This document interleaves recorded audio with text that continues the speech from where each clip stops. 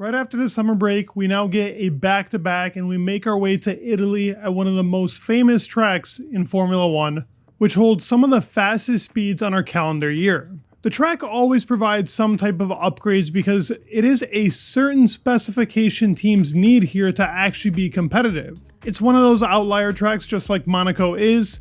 Monza is the track that will bring us different front and rear wing specs, with also some of the most competitive teams bringing big parts here already announced, and we can go over them.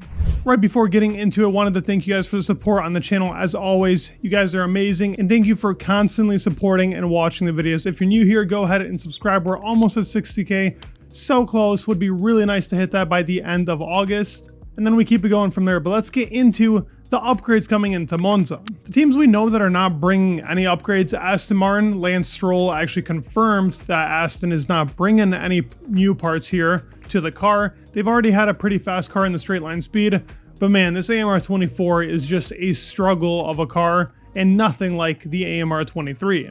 They definitely don't have a grip on it, and they're looking for constant improvements, but nothing is really coming out of the car. I think they're going to start turning their focus more towards 2025. They do have upgrades in the pipeline coming towards the next couple of GPs after Monza, but there definitely has to be a reevaluation on this team because nothing's really going right in that direction, and I can tell that Alonso is getting very frustrated with the team.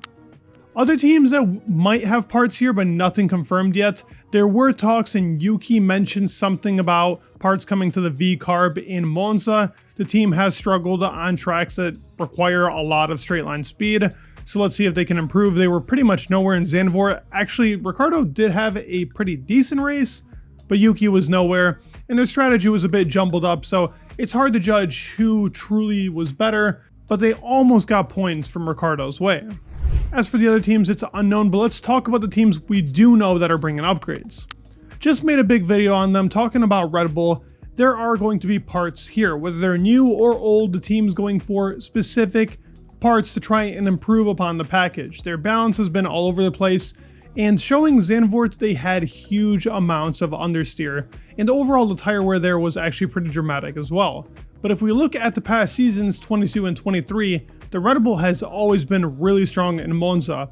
But why is that? Through those two seasons, they were able to actually optimize the car pretty much however they liked. They never really went for the straight line speed, but more of the tire wear option. Now teams like Ferrari, Mercedes, and McLaren are too close for them to actually go for such a gamble like that, and they actually need the straight line speed to be able to provide the fastest car for Max. They went with the old floor spec in the previous GP, but this was only used in FP3, and it was technically 0.2 seconds slower than the new floor that Checo used. He wasn't really able to test his setup, so then they put on the new floor spec for qualifying and the race, and it didn't really give him time to actually optimize the car. So the Red Bull was totally out of its window, but a 20-second gap is a pretty dramatic one, and we could tell by Max and Charles' expression that the car really didn't have too much, even if it was more optimized towards the setup. It struggled a lot in those long, slow corners. Now, thankfully, Monza doesn't have too many of them. You do have some parts that could make the Red Bull struggle. There are some pretty big, hefty curbs over there, but overall, I think they should have a pretty good GP, and if they're going to use some of those old parts to mix it with the new, maybe they can finally find that optimization they need. But it's pretty clear to me that the actual fastest car, McLaren, should be pretty dominant here in Monza. Now, speaking of the team in orange, there are parts coming here confirmed by Zach Brown himself. When asked the question, will they be the fastest in Monza, Zach says, it's hard to tell. We have a quick car and we have some fun stuff coming in Monza, but Red Bull are quick in the fast stuff, so we will see next time out. Obviously, the fast stuff being the straight line speed, it's always been a very menacing force to the Red Bull car, and we know they're going to bring back those high shoulders, those big gullies. That's been their lower downforce setup, and the car has just worked in a better window while they've had that setup, so I suspect that they're going to try and mix a few things there. This high downforce setup we saw in both Hungary and now in Zandvoort, we could possibly see it in Singapore, but it's clear the car just isn't working in the right window with that upgrade. The McLaren's been very fast. Whatever corner, whatever straight line you put it in, it's been very competitive.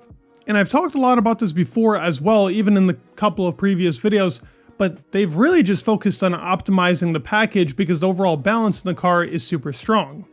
And yes, we have seen this type of strategy be used by multiple teams over and over in this regulation period, but they've been the only team to make it actually successful. We saw it in 22, Mercedes didn't really improve too much of the car. They had a couple of floor upgrades, but they really focused on the rear of the car getting the downforce because they did not have much rear downforce in that time period, but the car was never fully balanced. We then saw Aston Martin kind of start off the year last year like that. It worked for the first half, then the second half they added some parts, tried optimizing the car, never got into that window. It's only McLaren that's made it super successful with very little parts coming to the car, but the focus in the rear wings and those little tiny improvements they've made has made a big difference on their optimization. The aero efficiency on the car is pretty ridiculous. They've never been the fastest car in a straight line, but they're so efficient everywhere that they don't need the outright top speed to beat teams because they're typically so close in that DRS range, like he was on Max in Zandvoort, that they don't need the straight line speed to actually overtake the car. They just use the DRS efficiency, and with the car being able to shred as much drag as it is, it just slides by and it's able to make a gap, and in clean air that car is super strong. Monza is going to be all about clean air. That last part before going into the start finish line straight is very painful in dirty air and can put cars very far back, but I do expect this McLaren car to really provide a lot of speed over there, and it's hard to say they're not favorites. Last team we know that's bringing a big package. It's been talked about already a lot, but let's talk about them. It's Ferrari. Leclerc just had an outstanding race, and when asked the question about upgrades, he said, "We will have upgrades soon." Now that Fred said it, I can say it. It will be in Monza. Good to know Ferrari is bringing some parts. Their actual packages that they have brought have never really brought them too much significant pace. And it seems like what happened in Zandvoort was kind of like what was happening in the beginning of the season, which was that they were pretty slow in qualifying, but then come race day, that's where the real pace came out. And if you actually look at tire degradation made by the Twitter handle CodeFX, you can see that Ferrari actually had the strongest tire deg, and considering the strategy they went for with pitting Leclerc super early and even Sainz, that's very impressive that even on that high fuel on the medium, they were able to provide this much speed.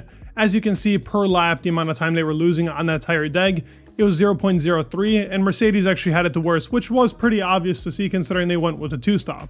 If the team can dial in this good setup they had here for Zandvoort, and while it did cost them a lot in qualifying, the race pace clearly showed that they had a very fast car. And as both Charles and Carlos have stated, if they're able to figure out why luckily they had a good car here, kind of like how they have to figure out why they had a bad weekend when they weren't sure of the reason, that could really help them in the long run, especially going into 2025, because we do know there are supposed rumors of them actually switching the suspension setup in both the front and the rear part of the car, as they did keep it the same as the 2023 car.